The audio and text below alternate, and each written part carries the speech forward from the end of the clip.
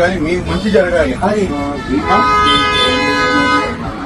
మీరిద్దరు all the best. ఆ దేవుడు అన్నవాడు ఒకడే. మీరు ఎంతో ఆరోగ్యంతో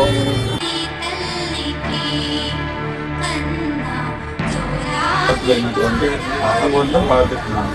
హ్యాపీ ఆల్ ద బెస్ట్.